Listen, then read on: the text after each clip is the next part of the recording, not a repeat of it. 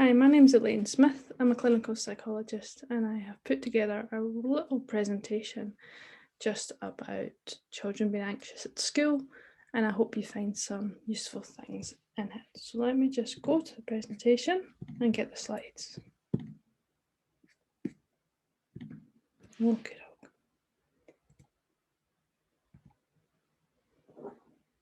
So it's not likely to take much longer than about 15 minutes, just to try to keep it short so you don't have to put aside a long time to try and watch it. Okay, so what might bring you here then might be a recent specific event with your child or children that you work with. Might be because of your own family, your own child or children. Might be your job, maybe you work with children. Might just be curiosity because you saw it and you want to listen, and that's great because the more people who understand, the more support we can give children. Or it might be because of your own experiences of school as well. We do get curious and sometimes we want to sort of think about the past and think, oh, I wonder why I felt like that, or I wonder why that happened when I was at school. And I think they're all perfectly valid reasons to want to listen. So welcome. So then, what is anxiety? Well, you probably know because you've probably experienced it before, but it's primarily a fear response. So when we feel any way in danger, our body senses it and it tries to keep us safe. You will have heard of fight or flight. There's a physiological response. So anxiety is primarily felt in your body. When you think about what happens when we're anxious, one of the things we go to is thinking like sweaty palms, pupils dilating, heart absolutely racing a lot of the time. Okay, so you could see when any of those things happen, how we could be prepared to fight in the situation or to run away. That's very simplistic, but that's generally what happens if we feel in some way threatened, be it physically or even psychologically. We can have these responses. Okay. So anxiety does have a place and a purpose. I think that is important. So in dangerous situations, when we feel anxious and our body does that to get us out of a dangerous situation, it's actually useful.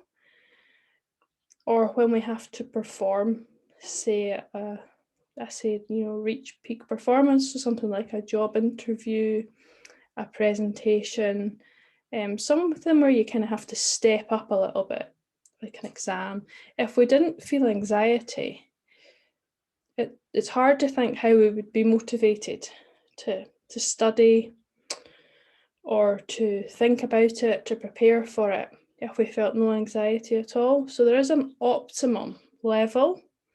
What we want to do is think about how to prevent the anxiety becoming too overwhelming and debilitating. So anxiety is not inherently bad. It's not something we want or can get rid of. But when we can't see its purpose, as I say here, it's very unpleasant feeling and it can feel really bad. It can feel terrible. But what we want to do is to try and understand it. There's always a reason we feel anxious. Even if it's not obvious, there's always a reason. So that's what I want to explore a little bit today, particularly in relation to children in primary school. So, what contributes to school-based anxiety? Often there are several reasons that lead to school-based anxiety. Like a lot of things around mental health, there's rarely one reason. Children can't always identify the reasons or understand the links maybe between them. It can be a bit complex. But as adults, we can help children to understand what might be going on for them. And they are our greatest source of information, even when for children who can't communicate very well, verbally anyway, but people are always communicating. Everybody can communicate. So by our observations and by sort of noting what happens in certain situations, we can glean loads of information from children. That's obviously our most useful source of information when it comes to working out what's going on. So this list is absolutely not exhaustive, as you can imagine. Once I was reading through them, I could already think of more. They're just examples and ways of trying to get us to think a bit wider, to think in a holistic way, and to understand the breadth of problems that can make children feel anxious at school as well. So we've got learning problems, worrying about home, a physical health problem, physical pain in particular, bullying, being afraid of getting into trouble, family illness or bereavement, just feeling unsafe at school. And that could be for a combination of these reasons. A trauma response, a child who suffered traumatic experience, that could really culminate in school-based anxiety as well. Sensory processing difficulties, so is there something in the environment that the child finds very difficult to tolerate because of their particular sensory processing difficulties? So for example, the lighting in the classroom, a particular smell, noise. Primary school classrooms can be pretty noisy. Some children have a real aversion to certain parts of the senses, very individually based. But there's sometimes those kind of things in the environment we don't always think of first. A change of routine, change of teacher, change of school is obviously a really big one. But for some children, the stop-start of holidays or being off sick, or in fact, when I come to think of it, like a new pupil joining as well, that's a lot of change. That can shift a dynamic as well. They worry who's going to be friends with them. Are they going to be friends with them? Does that mean their friends going to be taken away from them? You can see how that thinking could develop. I also have tests in there as well, because that's definitely something that comes up a lot. Children feel really anxious about taking tests often at school, especially those who struggle a bit more academically, or on the other end of the spectrum, children who generally do very well academically, but are very hard on themselves, even if they get one question wrong. I see that as well. So tests are often a real source of anxiety, and there's a build up to it, there's a regularity to it. And I know in some homes that can create a lot of anxiety throughout the week as well. This is just a snapshot of the contents page from the book I wrote about school worries. And these are the topics. So there's 25 topics. Just thinking about, when I did a little bit of research about the kinds of things children are anxious about at school. So things like assembly, break time, crying in front of people, lunchtime, teacher shouting, homework, bullying, forgetting something, feeling different in some way, going to the toilet. Some children in primary school are afraid of the toilet. Asking for help. Some kids, that's really tough. Going on school trips. Friendships. Getting picked up. Worrying that they'll not be picked up, or if they're late, feeling embarrassed about it, knowing where to wait. Lots of stuff, so amongst the 25 topics that I've written a rhyme about, there's a lot in there about different reasons children can feel anxious at school. There's a big pile, and that's not exhaustive either. We could think of a lot more. So how do we find out more from the child? So we can think about an anxiety hierarchy that's like ordering what makes children particularly anxious about school, say from the least. So if we say to a child, what gives you anxiety, say 1 out of 10 up to 10 out of 10, and put them on like a ladder. And I'll show you that. It's just a rough idea. You can use it in any way you want, drawing it out, whatever way appeals to the child. Depends on the age and the ability of the child as well. The numbering might be too complicated, or it might be okay. It can also be very creative in how the child expresses their worry, be it they draw the worry, they use a worry box. So worry box, you've probably heard of them, but say like you just use a tissue box, any box really. Suppose you could use like a money box or whatever. And each day just encouraging children to write down their worries on a small bit of paper, put it in their worry box, usually at home, because we wouldn't want to, introduce it to school unless school already do that.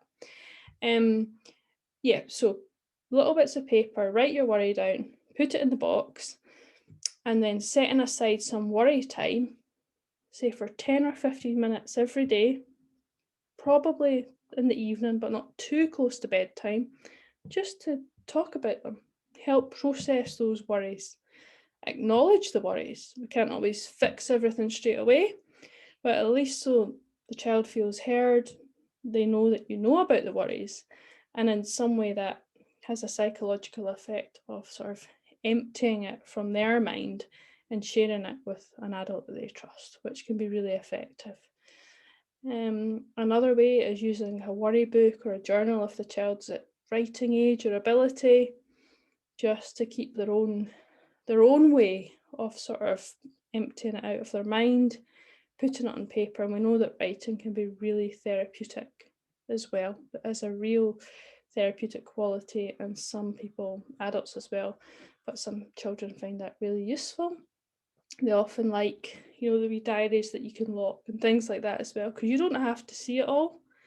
I can understand curiosity as a parent, but that's not the most important thing. I guess the most important thing is that they can express it and you have an open communication about what they want to show you.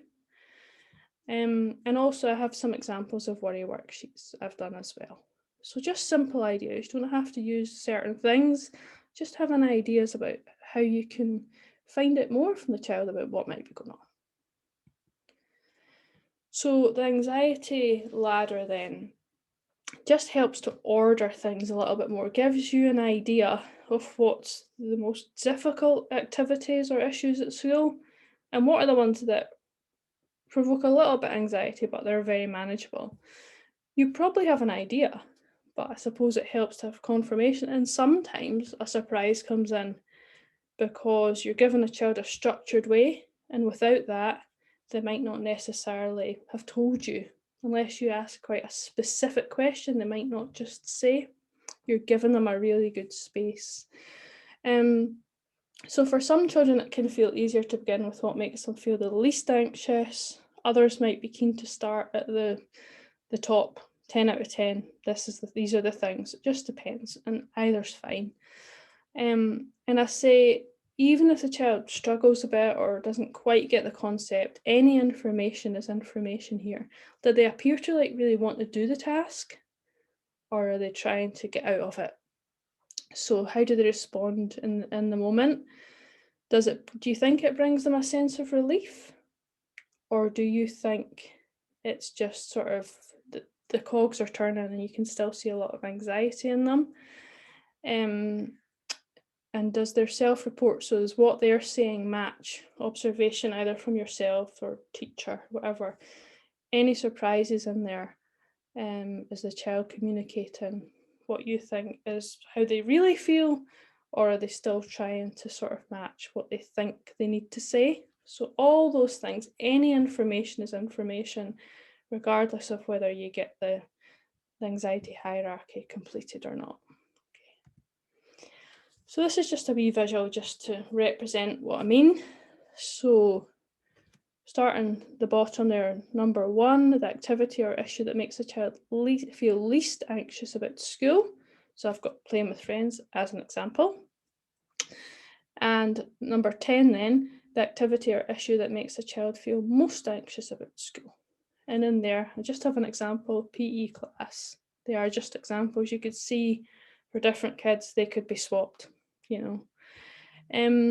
So in completing this ladder, we're asking children what they score as 1 out of 10 for anxiety up until 10 out of 10, and everything they identify in between.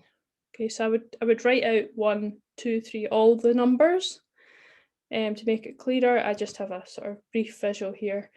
and just see how the child responds and if it gives you a bit more of an understanding of what might be going on. Okay, so these are just the examples of some worksheets I've done about going back to school, say after holidays or being off sick. Children can take a wee while to get back into it. And just working out my worry. It's very simple. What my worry feelings in my body, my worry thoughts, who or what can help me, my mind mantra to help with this worry. So useful words or phrases that they could say to themselves when they think about the worry. Okay.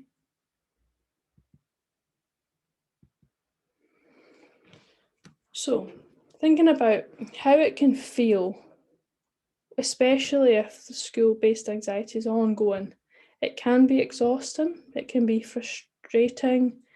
You might feel annoyed, you might feel angry sometimes, you might really just want it all to go away and be better. So acknowledging that, I guess, is an act of self-compassion, really. And that's required before we can move on and be with the child in their world, trying to understand it. So compassion actually means to feel with or suffer with people, to come alongside them and go, right, tell me exactly how you're feeling, and I'm going to try and sort of get in your shoes for a while and try to understand the world as you see it. So try to understand what it's like to be that age, going into school with all these worries, and what the best we can do as adults to try and imagine that.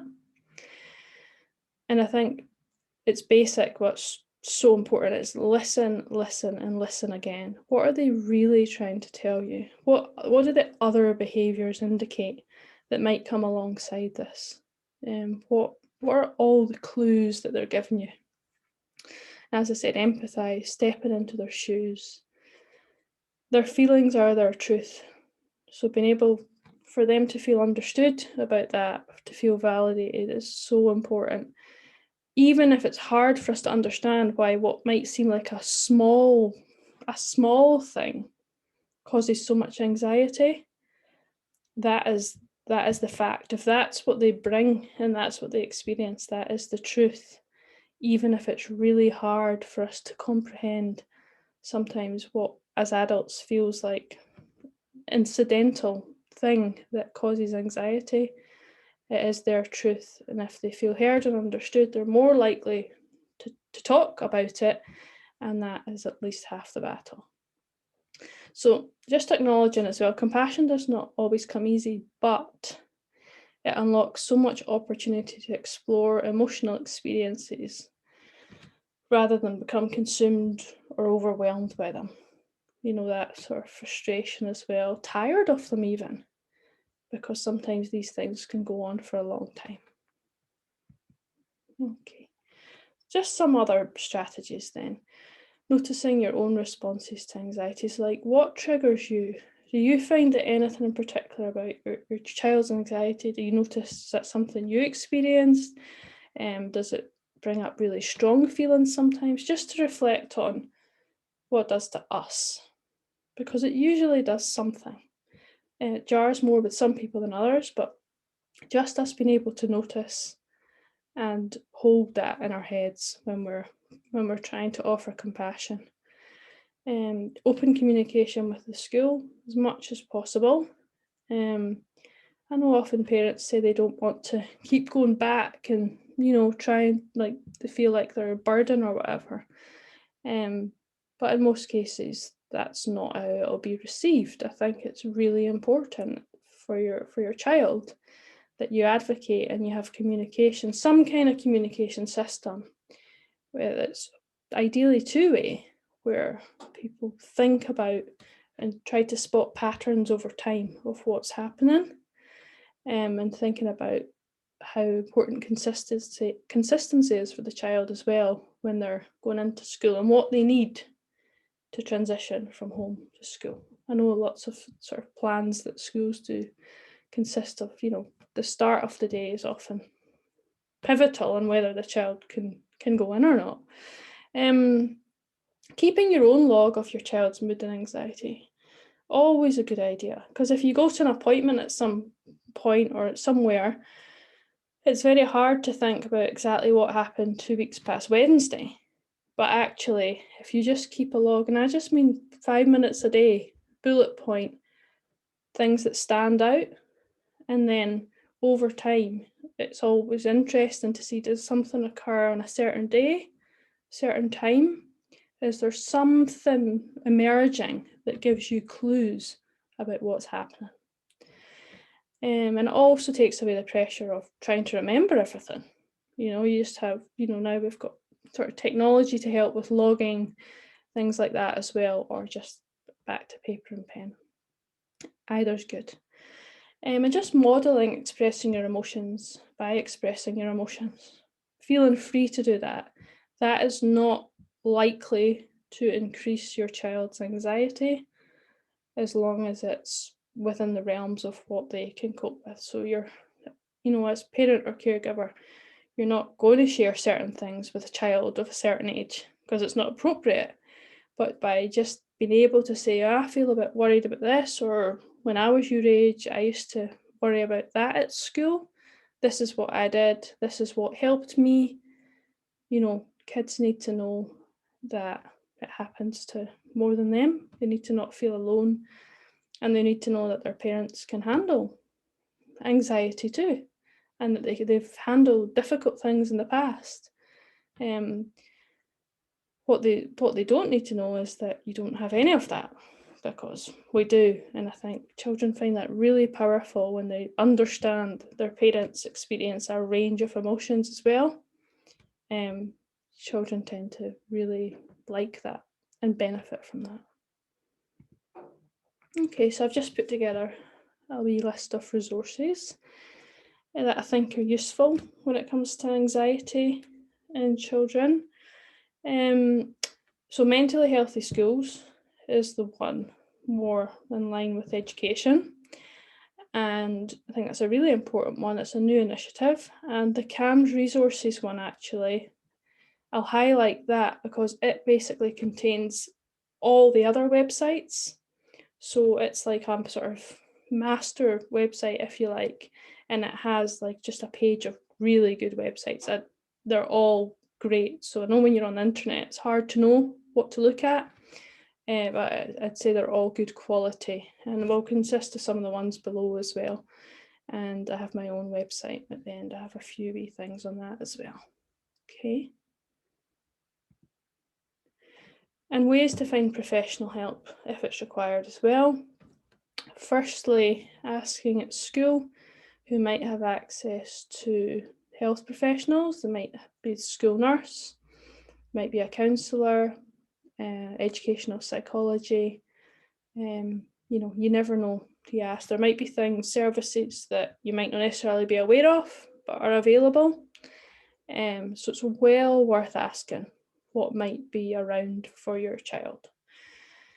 The GP can refer to CAMS in the more severe cases, or any other specific service that they might recommend depending on what issues are coming up.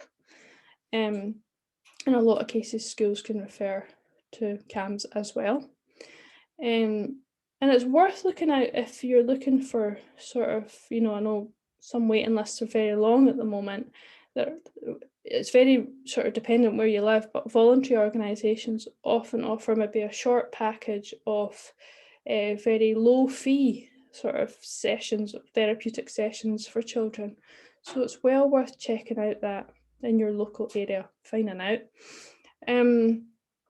And there's private mental health providers as well, either to fund yourself or go through private health insurance if you have it and if it's covered. I know that's not an option available to everybody, but often people don't know that's available on their health insurance as well. Often now mental health is covered, not in every case like all insurance policies, but it's well worth exploring if you have that option. I know it's not, obviously it's not for everybody, but I think just different avenues people have. And there is obviously, as I've said, there information is available online as well. I do advise to keep to reputable websites, and maybe And sometimes I know sort of forums can be really helpful, and that's a very personal thing.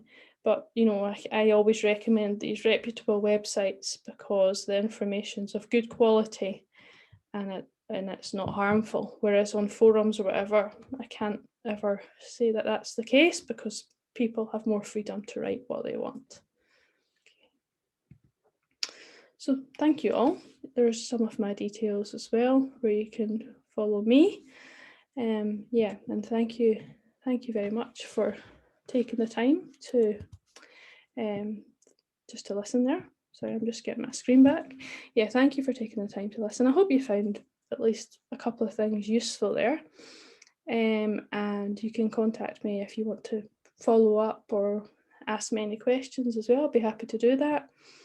And you can take a wee look at my website as well. Okay, thank you.